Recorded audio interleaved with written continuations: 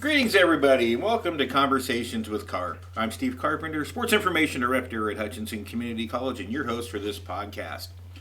With the coronavirus pandemic ongoing and no games being played for the foreseeable future, Conversations with Carp is a way for Blue Dragon Nation to stay in touch and stay connected with the Blue Dragons while we talk to members of the Blue Dragon Athletic Department.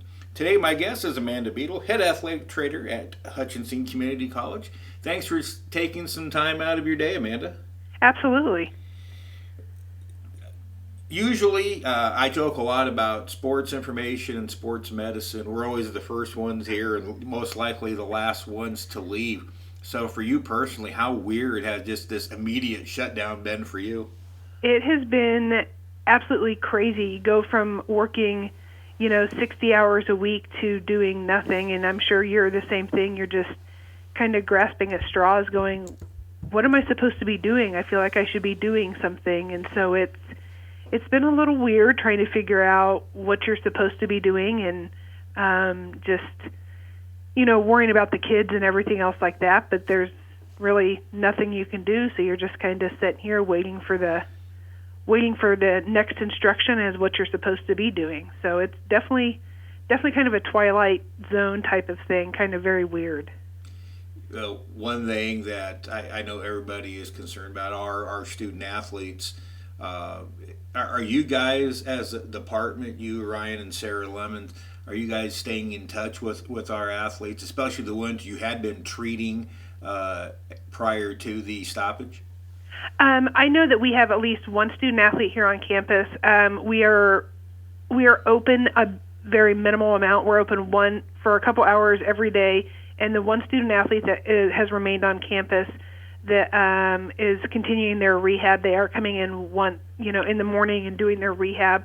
And of course, the sports arena is locked, but we have a set time that they come in, and so the three of us are rotating on a rotational basis, and they come in and do their rehab because we want to make sure that they can maintain that rehabilitation schedule.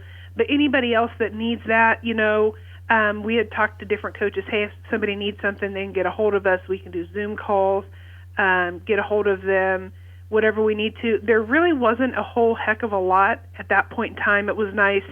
Basketball was kind of coming to an end. Spring sports was ramping up. We hadn't got started with spring football yet. So really big stuff really hadn't occurred or was actually kind of trickling down.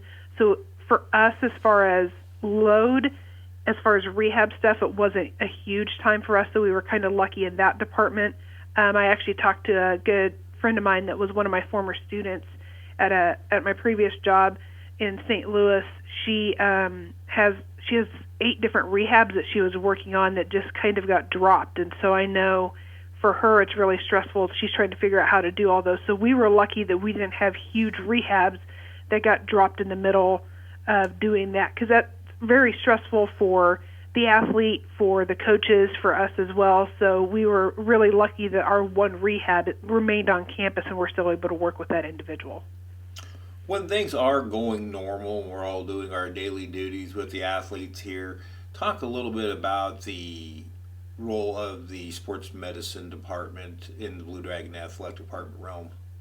Well, basically a normal day. I don't know that there is a typical normal day. You know that. Every day is a little bit different. But I teach class on Monday, Wednesday, Friday at 8 a.m., so I'm usually here by about 7:30 on those days to make sure I have everything ready to go, and then teach class at 8.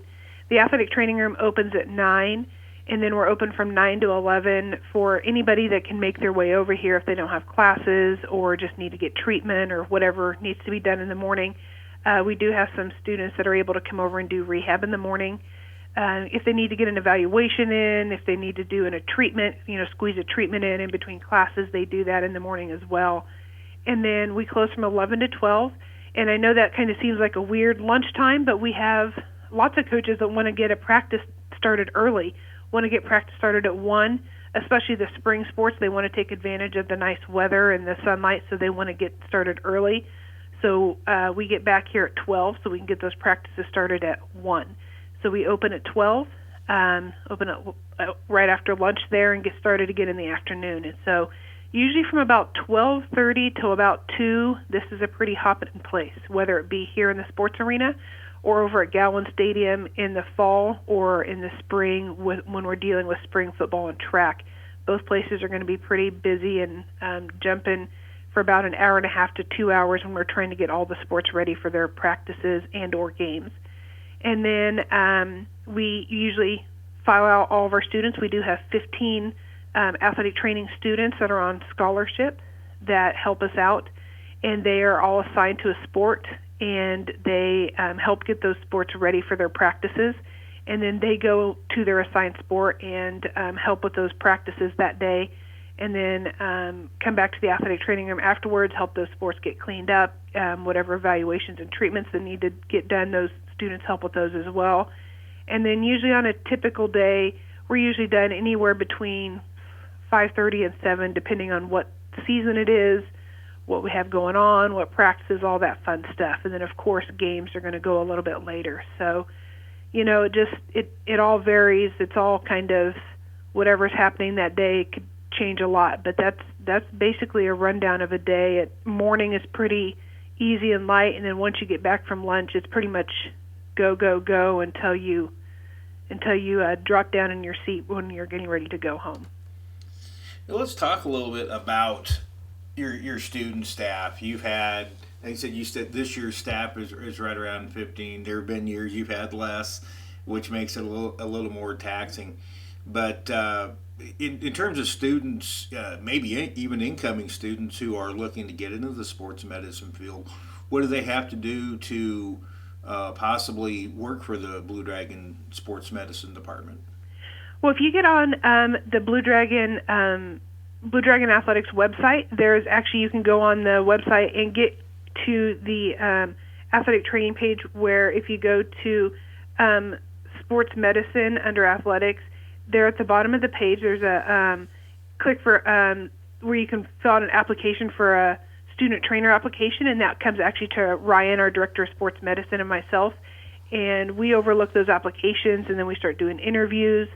If anybody's ever interested, of course, they can fill out that information when they submit that information to admissions and stuff like that. We have people come on visits all the time, of course, for our pre-PTA program that we have here on campus. It's great, and those students a lot of times find their way over here as well. It's a great precursor to that program. We've had several students do this before getting into the PTA program. And so we encourage anybody that is interested in athletic training, physical therapy, the medical field, or just looking for a way to stay involved with athletics. We offer books and tuition scholarships, and so this is something that if you're interested in athletics and kind of figuring out a way, hey, I'm done playing in high school, but I don't think I'm done being around it, you might want to fill out that application and come visit with us and see if maybe this would be a fit. Now, it's not something that's easy. It's definitely a job. It's definitely some work. We do ask for quite a bit of a time commitment from our students, but I think if you ask most of our students, they do have a good time. We find a way for it to be fun most days. I try to feed them as much as possible. I always say you can make a college kid do just about anything if you feed them. So I make sure I shove enough food down their throats that I can get them to do just about anything for me. But we're very lucky. We're very blessed to have an amazing group of students that work with us. And the three of us, Ryan, myself, and Sarah, could not do our jobs without them. And I always say that I feel like they would run through a brick wall for us most days, and we could not do what we do and provide the services that we provide for this athletic department without those students. So we're very, very lucky. What about you yourself, Amanda? What road led you to Hutchinson? Oh, it's been a winding road. I actually fell in love with athletic training when I was in high school. I'm originally from Dodge City, and my high school athletic trainer, I'm going to give him a shout out, Mr. Michael Pelton, is still the high school athletic trainer at Dodge City High School. My freshman year of high school, he was the first ever athletic trainer at Dodge City High School. He got started out there, and I always thought I was going to be a physical therapist. He got started in athletic training, got injured my freshman year doing something. I was probably being a baby, to be completely honest with you, and went in and saw him, kind of got started. He started a high school athletic training program there. Got involved with that, fell in love, enjoyed it so much, did it for 4 years in high school, then went to Dodge City Community College on a scholarship, did it there, went on to Southwestern College, finished my degree at Southwestern. Since finishing there, went back and worked at Dodge City, worked at Butler, and then I went back and worked at Southwestern and finished my master's degree. I worked at Southwestern for 10 years, was the head athletic trainer there for 9 before Ryan Rhodes actually called me. I had actually worked some summer football camps for him, and Ryan Rhodes called and said, hey, our head athletic trainer, Terry Winkle at the time, is retiring, and I'd really love for you to apply for this job. And I was like, okay. And so here I am.